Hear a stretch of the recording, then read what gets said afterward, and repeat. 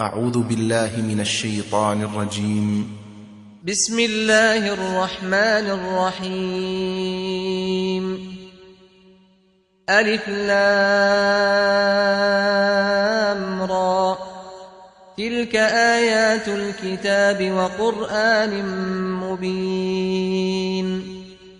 ربما يود الذين كفروا لو كانوا مسلمين، ذرهم يأكلوا ويتمتعوا ويلههم الأمل، فسوف يعلمون. وما أهلكنا من قرية إلا ولها كتاب معلوم، ما تسبق من أمة أجلها وما يستأخرون.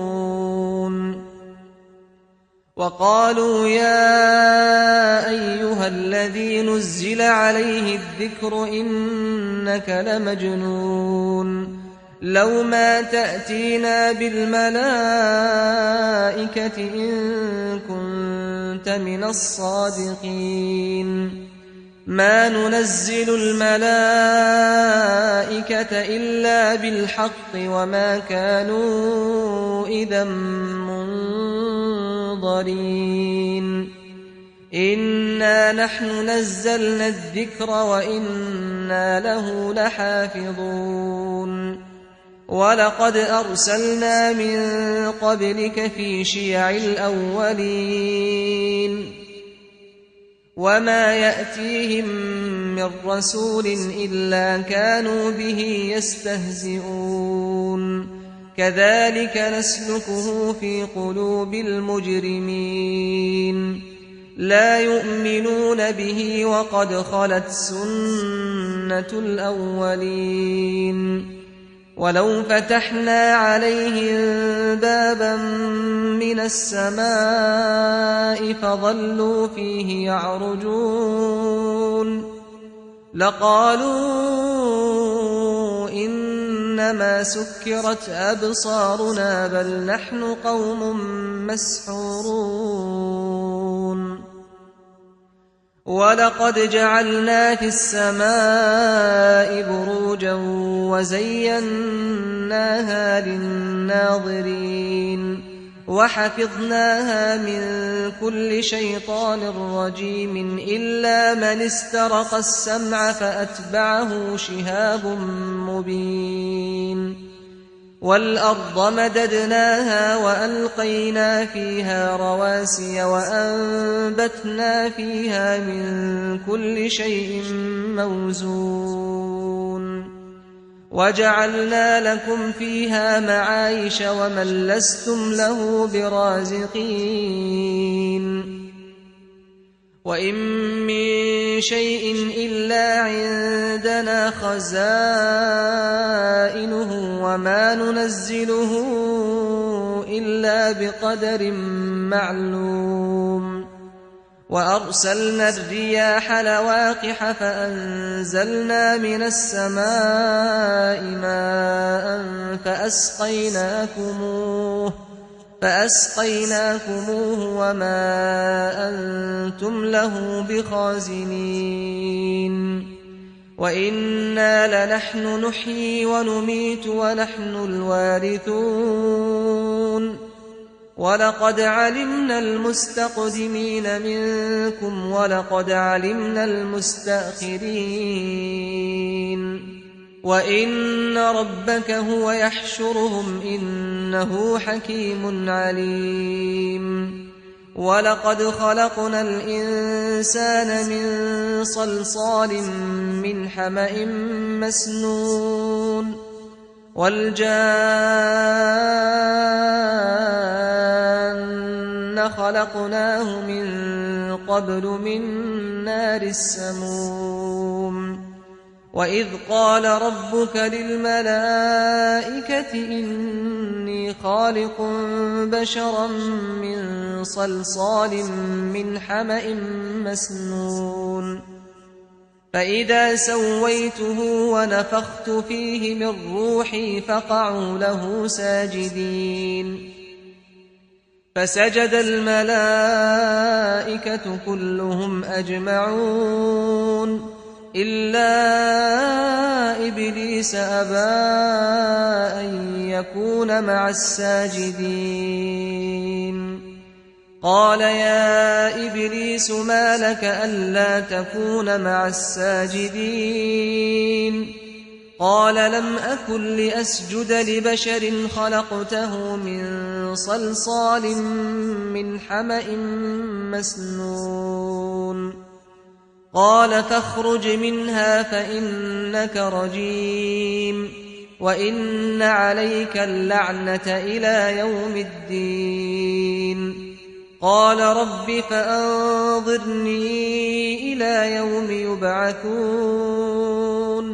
قال فإنك من المنظرين إلى يوم الوقت المعلوم. قال رب بما أغويتني لأزينن لهم في الأرض ولأغوينهم أجمعين إلا عبادك منهم المخلصين. قال هذا صراط علي مستقيم. إن عبادي ليس لك عليهم سلطان إلا من اتبعك من الغاوين. وإن جهنم لموعدهم أجمعين لها 7 أبواب لكل باب منهم جزء مقسوم. إن المتقين في جنات وعيون ادخلوها بسلام آمنين. ونزعنا ما في صدورهم من غل إخوانا على سرر متقابلين لا يمسهم فيها نصب وما هم منها بمخرجين. نبئ عبادي أني أنا الغفور الرحيم وأن عذابي هو العذاب الأليم. ونبئهم عن ضيف إبراهيم إذ دخلوا عليه فقالوا سلاما قال إنا منكم وجلون. قالوا لا توجل إنا نبشرك بغلام عليم. قال أبشرتموني على أن مسني الكبر فبم تبشرون؟ قالوا بشرناك بالحق فلا تكن من القانطين. قال ومن يقنط من رحمة ربه إلا الضالون.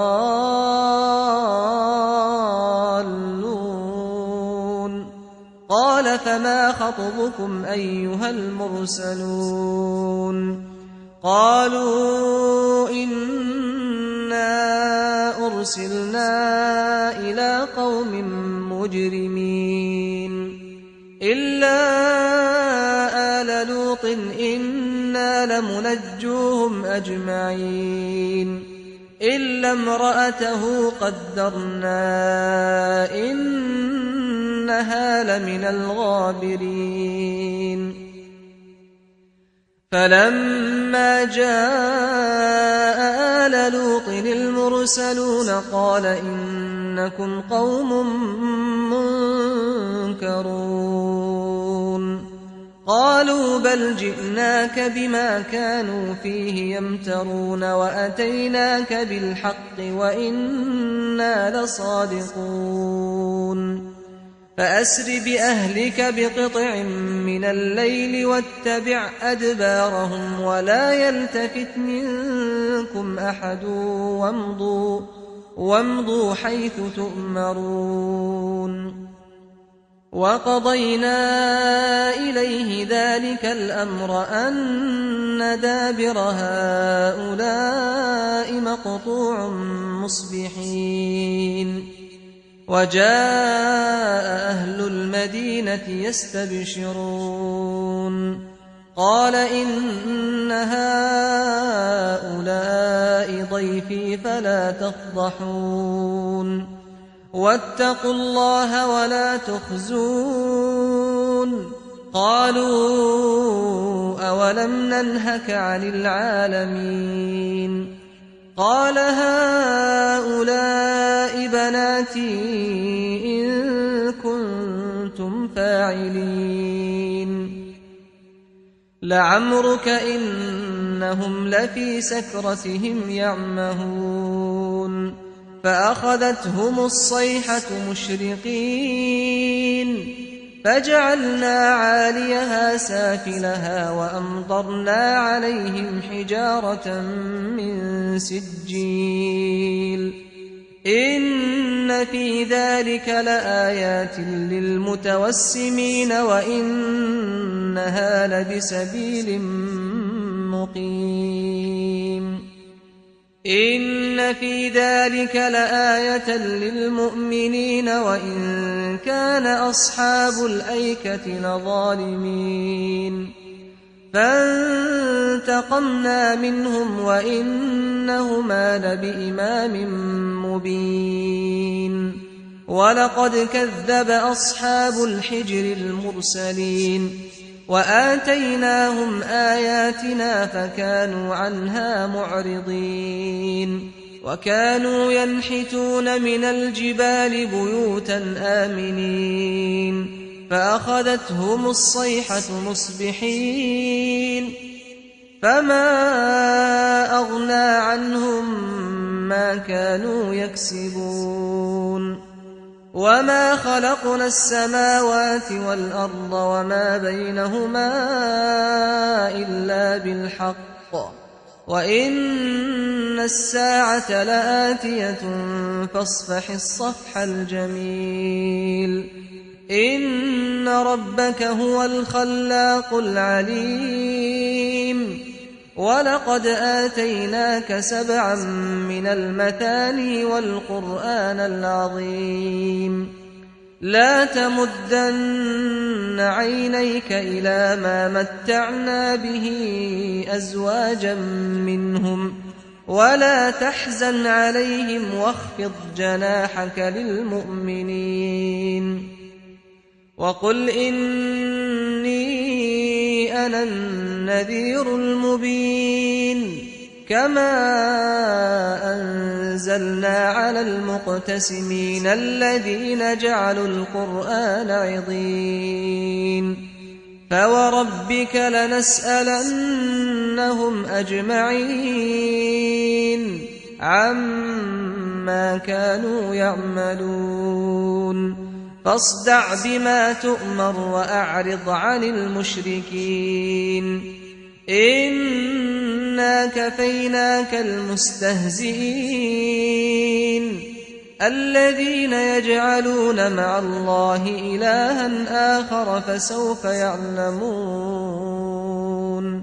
ولقد نعلم أنك يضيق صدرك بما يقولون فسبح بحمد ربك وكن من الساجدين واعبد ربك حتى يأتيك اليقين